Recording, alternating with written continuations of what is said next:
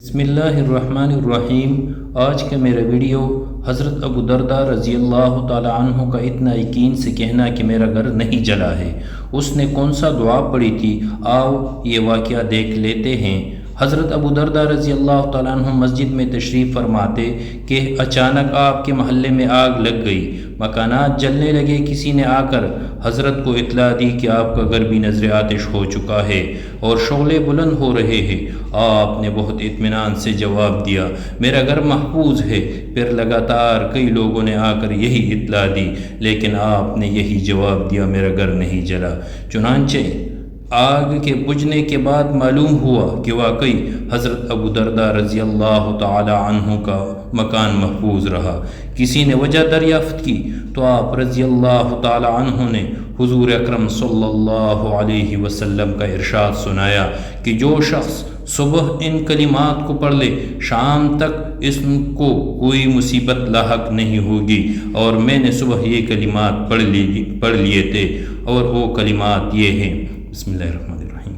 اللہم انت ربی لا الہ الا انت علیک توکلت وانت رب العرش العظیم، ما شاء اللہ کان وما لم یشاء لم یکن، ولا حول ولا قوة الا باللہ العلی العظیم۔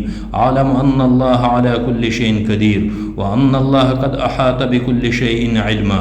اللہم انی اعوذ بک من شر نفسی ومن شر کل دابۃ انت آخذ بناصیتها ان ربی علی صراط مستقیم۔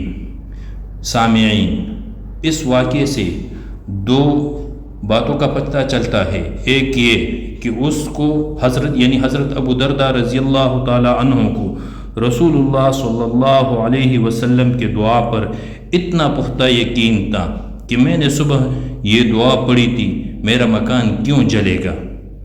اور دوسرا، اس میں امت کے لیے یہ تعلیم ہے، امت محمدی صلی اللہ علیہ وسلم، کہ ہم بھی اس دعا کو اپنے روزانہ کے معمولات میں شامل کریں۔